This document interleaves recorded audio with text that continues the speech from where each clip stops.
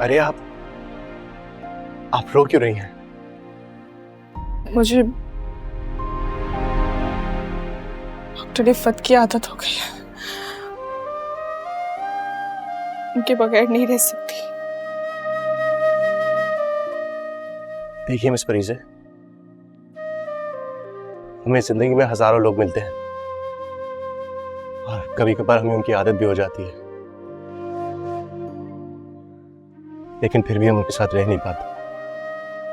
कुछ लोगों को हम छोड़ देते हैं और कुछ लोग हमें छोड़कर चले जाते हैं। लेकिन इसका मतलब ये नहीं है कि हम जीना छोड़ दें। जिंदगी का पहिया तो चलते रहता है ना। इसलिए मैं आपको भी यही एडवाइस करूंगा कि आपके साथ जो कुछ हुआ उसे बुलाने की कोशिश करें। यहाँ कोई जल्दी नहीं है। Just take your time, relax and learn to move on. तब तक आइए, मैं आपको गरोंदा का टूर करवाता हूँ।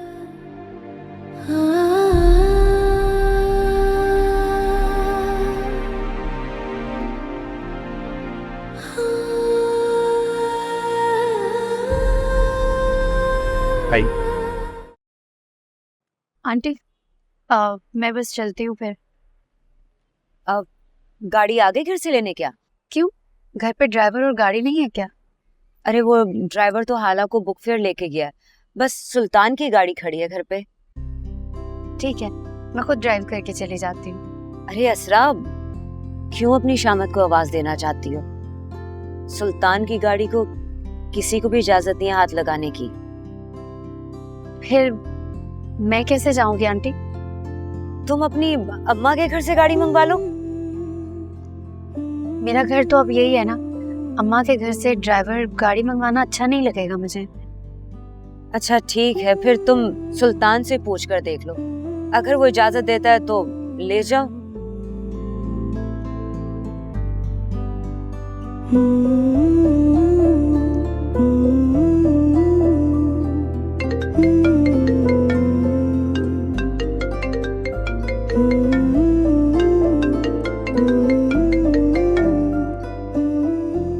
हेलो। हेलो। हुक्म कीजिए बेगम साहिबा। सुने, वो मैंने आपको बताया था ना मुझे भाभी के साथ एग्जीबिशन में जाना है, तो मैं आपसे पूछना चाह रही थी कि मैं आपकी गाड़ी ले जाऊं। व्हाट? मेरी गाड़ी लेके?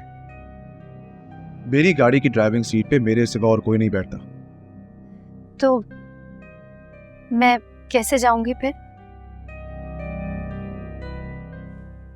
तुमने मुझे कहा था कि भाभी को एग्जीबिशन पे जाना है, तो तुम्हें वो सिर्फ अपनी कंपनी के लिए अपने साथ लेके जा रही है। तुम्हें ठीक है, अगर भाभी गाड़ी भेजते हैं तो जाओ, वरना इस एग्जीबिशन के लिए इतना बड़ा रिस्क लेने की जरूरत नहीं है। घर पे मैं लेकिन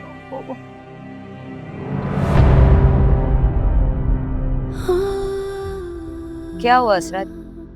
मिल गया जवाब? असरा, इतनी सारी सर्विसेज हैं, किसी भी ऐप पे कॉल करके टैक्सी मंगवा लो। खामा में परेशान होने की क्या जरूरत है? टैक्सी? मैं भाभी से कहती हूँ कि वो मुझे पिक कर ले।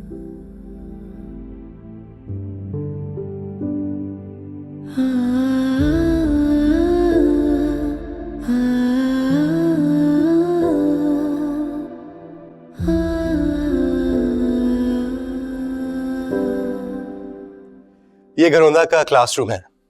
यहाँ पे बच्चे स्कूल से आने के बाद अपना होमवर्क कंप्लीट करते हैं। ट्यूशंस भी यहीं पे पढ़ाए जाते हैं। चांदी, चांदी,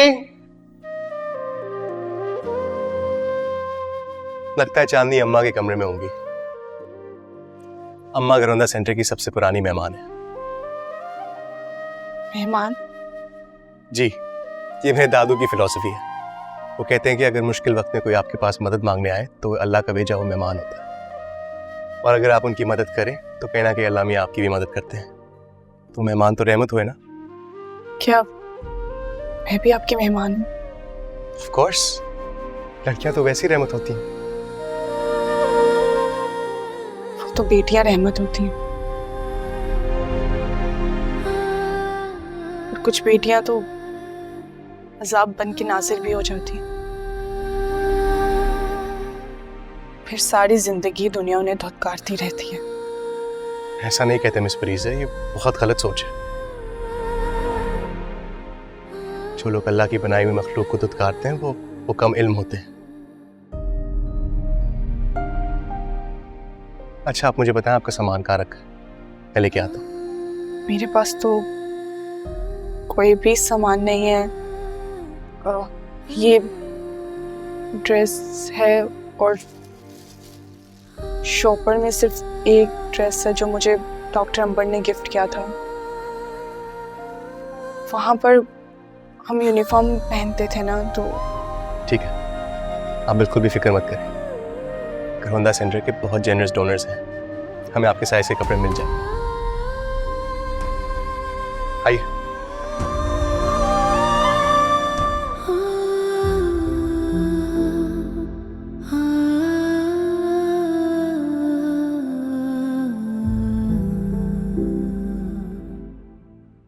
कॉल करूं कि नहीं? कैब बुला लेती हूँ। हेलो, अस्सलाम वालेकुम। हाँ असरा, कहाँ हो? लेट हो रहे हैं यार। भाभी वो गाड़ी नहीं है। गाड़ी नहीं है मतलब? गाड़ी तो है ना तुम्हारे घर पे। गाड़ी तो है, लेकिन आप जानती हैं ना मेरी ड्राइव कुछ खास नहीं है। अगर सुल्तान मुझे गाड़ी दे भी देते तो मैं अकेले ड्राइव करके कैसे आ सकती थी। चलो खैर, देर हो रही है अभी तो मैं पिक करती हूँ फिर तुम्हें, सही है? ओके, हाँ बाय। ओके, ताफिज।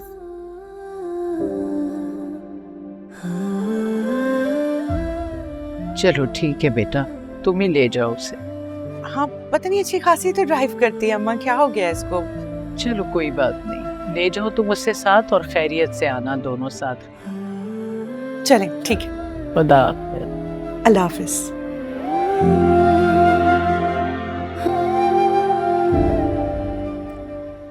ये जन्नत रूम है। जन्नत रूम? यहाँ पे छोटे छोटे फ्रेश सुने से बच्चे रहते हैं, जो दादू को बाहर करौंदा के कॉट से मिले थे, लेकिन अब वो हमारे साथ यहीं रहते हैं। लेकिन कहीं पर भी नजर नहीं आ रहा है। वो इस वक्त स्कूल में होंगे, उनकी छुट्टी 2 बजे होती है, बस किसी भी वक्त आते होंगे। फिर आप देखिएगा यहाँ पे कितना शोर होता है। मैं वैसे भी शोर में रहना चाहती हूँ। ओके, फिर एंजॉय द शो। चले, मैं आपको अपना कमरा दिखाता हूँ।